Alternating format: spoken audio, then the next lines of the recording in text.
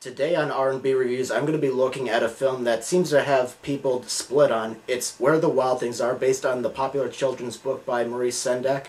And since the film's release, it has inspired everything from good reviews and applause in the theaters to walkouts, boredom, and even sleeping in the theaters. This film is about Max. He's an angry boy who often acts out on other people. His parents split up and his mom is busy with her job. His teenage sister, Claire, ignores him and prefers to leave the house and hang out with friends.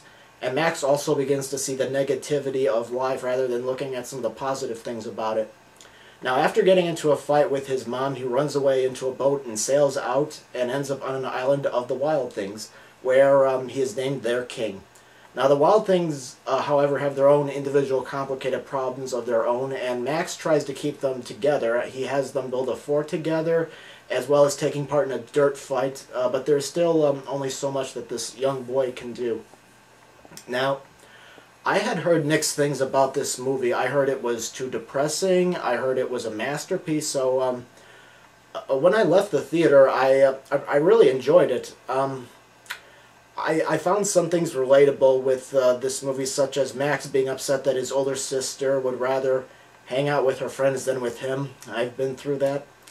And I also liked how the Wild Things each had their own different personalities. I mean, many people might argue that they each represent a part of Max's personality, but I think they each represent someone in Max's life. Like, for example, one of the Wild Things, whose name is Judith, I think represents his mom, and another one, KW, kind of reminded me of his sister.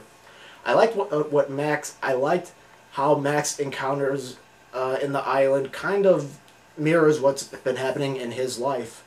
The boy who plays Max Records, I thought played him very well. A lot of child actors sometimes don't take their characters into enough emotional depth, but here he does. He brings out anger, he brings out happiness, and he brings out sadness, and makes it very believable. What I didn't like about the film was the shaky camera thing. I mean, I've said this in other reviews I've done, but I find, the shaky cam to be a bit distracting, and sometimes I don't think it's really necessary.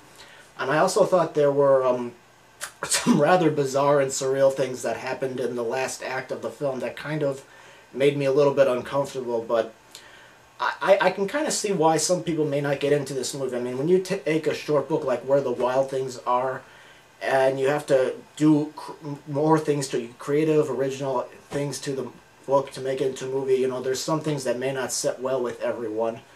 And also, the film is dark. It can be a bit depressing from time to time, but I mean, the film is not really like something like Cloudy with a Chance of Meatballs or the Toy Story movies, where everyone is mostly in good spirits and things work out. I definitely think this movie may not sit well with younger children. I really don't think they will get into it, but I definitely recommend this movie to older kids, teens, and adults. But if you enjoy light family films and not so much dark films, yeah, this movie probably isn't for you. But I definitely give this movie a see it in theaters verdict. So, thank you very much for watching, and I'll see you on the next edition of R&B Reviews.